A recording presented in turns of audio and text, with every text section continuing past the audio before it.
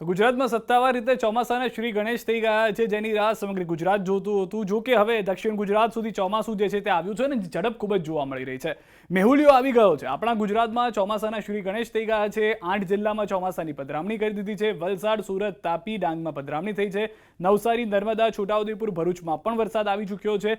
સૌરાષ્ટ્રથી અંદાજે 50 કિલોમીટર અને અમદાવાદથી અંદાજે 200 કિલોમીટર દૂર જોવા મળી રહ્યો છે. અત્યારના જે આપ જોઈ રહ્યા છો તે પ્રમાણે વરસાદ જે છે તે દક્ષિણ ગુજરાતના વિસ્તારો 24 જૂનનો જે આંકડો છે તે પ્રમાણે દક્ષિણ ગુજરાતના વિસ્તારો અને છોટાઉદેપુર સુધી નર્મદાના જિલ્લાને પણ કવર કરી લીધું છે અને છોટાઉદેપુરમાં પણ ચોમાસાની જે એન્ટ્રી છે તે થઈ ગઈ છે. જો કે 10 દિવસ મોડું આવ્યો છે ચોમાસું, તો કદાચ શક્યતાઓ છે કે આ મહિનાના વરસાદના આંકડામાં ઘટ જોવા મળે, પરંતુ ઝડપ જે રીતની છે, કેમ કે એવું હતું કે 24 કલાક પહેલા હજુ તો મુંબઈમાં બેઠું અને ત્યારબાદ મહારાષ્ટ્રથી આગળ વધતું હતું, પરંતુ 24 કલાકમાં જ હવામાન વિભાગ તરફથી જાહેરાત કરવામાં આવી કે દક્ષિણ ગુજરાત સહિત છોટાઉદેપુર સુધીના વિસ્તારને ચોમાસાએ કવર કરી લીધો છે અને અત્યારના પણ સૌરાષ્ટ્રથી હવે 50 કિલોમીટર અંદાજે દૂર છે, એટલે હજી પણ આવનાર 24 કલાકમાં મોટો બદલાવ જોવા મળી શકે છે. પરંતુ આવું કઈ રીતે થયું અને કેમ થયું, કેમ એટલી જલ્દી ચોમાસું આગળ જવા લાગ્યું? તો અત્યારના જે ચોમાસું આગળ આવ્યું છે, ભારે વરસાદની રાહ જોવી પડશે કે નહીં તેને લઈને પણ જણાવી દઈએ કે ભારે વરસાદની શક્યતાઓ રાહ જોવાની ઓછી છે, કારણ કે હવામાન વિભાગ તરફથી પણ કહેવામાં આવ્યું છે કે એક સાથે 3 સિસ્ટમ એક્ટિવ થઈ છે.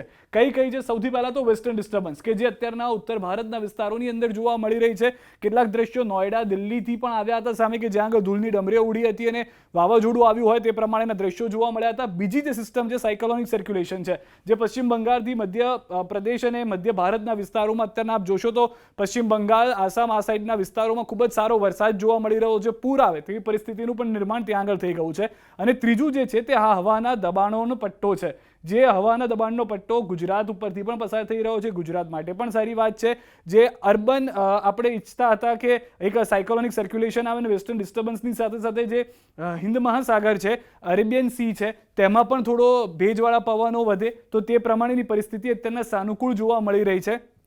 પરંતુ આ સાનુકૂળ પરિસ્થિતિ, આ 3 સિસ્ટમ એ સારો વરસાદ લાવી શકે છે તેવું હાલમાં અનુમાન લગાવવામાં આવી રહ્યું છે. ન ફક્ત આ વખતે દક્ષિણ ગુજરાત પરંતુ મધ્ય ગુજરાત સુધી સારો વરસાદ થઈ શકે છે. પ્રી મોન્સૂન એક્ટિવિટીને લઈને તો પરિસ્થિતિ જોવા મળી જ રહી છે. 25 જૂને હળવાથી મધ્યમ વરસાદની શક્યતાઓ વ્યક્ત કરવામાં આવી છે.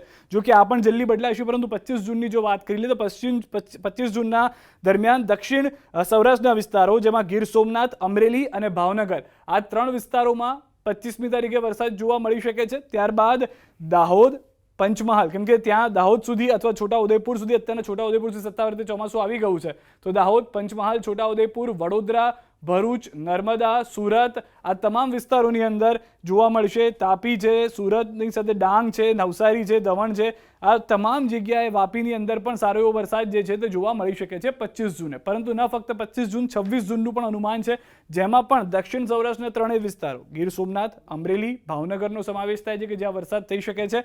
ત્યારબાદ નર્મદા, સુરત, ડાંગ, નવસારી, દમણ, દાદરનગર હવેલીનો પણ સમાવેશ થાય છે, ત્યાં પણ વરસાદ જોવા મળશે. તો 25, 26 અને 27 એમ 3 દિવસની આ આગાહી કરવામાં આવી છે. 26 બાદ 27ની પણ આગાહી જોઈએ તો ત્યાં પણ સારો એવો વરસાદ જોવા મળી રહ્યો છે, જેમાં પણ આપ ફરી એક વખત જોશો તો સૌરાષ્ટ્રના 3 વિસ્તારો, ગીર સોમનાથ, અમરેલી અને ભાવનગરનો સમાવેશ છે. દક્ષિણ ગુજરાતની અંદર આ વખતે થોડા વિસ્તારો વધી ગયા છે, જેમાં વડોદરા, છોટાઉદેપુર, ભરૂચ, નર્મદા, સુરત, તાપી, ડાંગ, નવસારી, દમણ, વલસાડ, દાદરાનગર હવેલી આ તમામ વિસ્તારોનો સમાવેશ થઈ રહ્યો છે.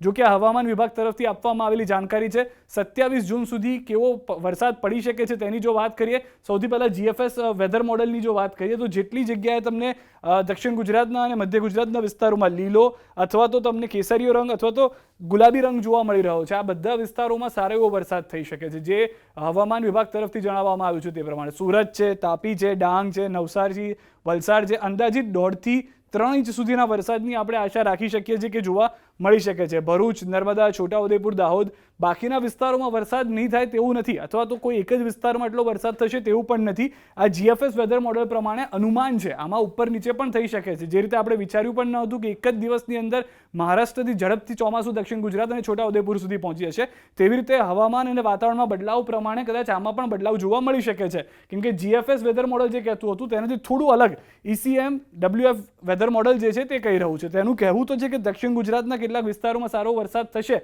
પરંતુ ECM IMWF વેધર મોડેલ પ્રમાણે સૌરાષ્ટ્રના વિસ્તારોમાં પણ સારો વરસાદ જોવા મળી રહ્યો છે. અહીંયા આગળ જોશો તો લીલો રંગ જે છે તે અહીંયા પણ જોવા મળે. મોરબી છે, જામનગર છે, સુરેન્દ્રનગર છે, રાજકોટ શહેર વિસ્તાર છે, ગ્રામ્ય વિસ્તાર છે, જે રીતે ગોંડલમાં પણ સારો વરસાદ થઈ રહ્યો છે, અમરેલીમાં સતત વરસાદ જોવા મળી રહ્યો છે.